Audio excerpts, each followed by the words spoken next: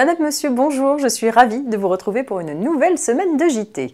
À la une de ce lundi 20 mars, chèque vacances, nouvelle définition de la période d'astreinte et abus de biens sociaux.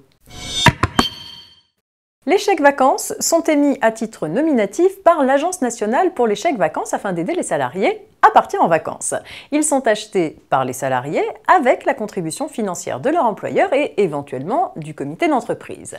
Les chèques vacances permettent aux salariés de payer une partie ou en totalité certaines dépenses de vacances. L'avantage en nature qui correspond à la contribution de l'employeur pour l'achat des chèques est exonéré d'impôt sur le revenu sous certaines conditions et dans certaines limites.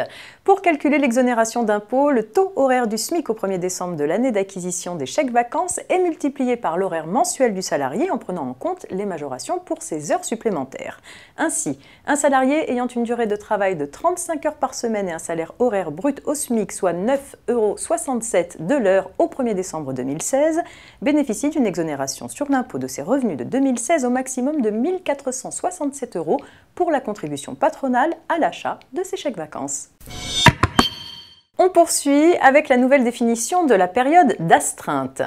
Depuis la loi travail du 8 août 2016, l'astreinte ne s'effectue plus nécessairement au domicile du salarié ou à proximité. En effet, la période d'astreinte est une période pendant laquelle le salarié, sans être sur son lieu de travail et sans être à la disposition permanente et immédiate de l'employeur, doit être en mesure d'intervenir pour accomplir un travail au service de l'entreprise. Un salarié peut donc en pratique accomplir des astreintes ailleurs que chez lui, par exemple dans un logement mis à disposition par son employeur. Auparavant, pour obtenir la rémunération d'une période d'astreinte, le salarié devait démontrer qu'il était à la disposition permanente de l'employeur et se conformait à ses directives sans pouvoir vaquer librement à des occupations personnelles.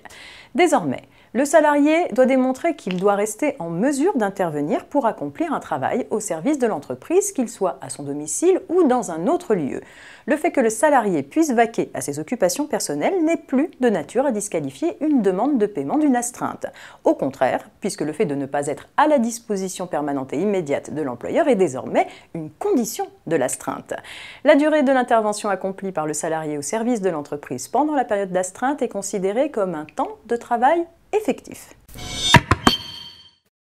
Et on termine avec cette information relative aux abus de biens sociaux. Depuis le 1er mars 2017, la prescription des crimes est passée de 10 à 20 ans à compter du jour où l'infraction a été commise et celle des délits est passée de 3 à 6 ans. Par dérogation, pour les infractions occultes et les infractions dissimulées, comme l'abus de confiance ou l'abus de bien social, le délai de prescription de l'action publique court à compter du jour où l'infraction est apparue et a pu être constatée. Mais un délai maximal pour agir a été fixé. Le délai de prescription ne peut pas excéder 12 années pour les délits et 30 années pour les crimes, à compter du jour où l'infraction a été commise. Une infraction est occulte si en raison de ses éléments constitutifs, elle ne peut pas être connue de la victime ou de l'autorité judiciaire. Une infraction est dissimulée si son auteur accomplit délibérément des manœuvres caractérisées pour empêcher sa découverte.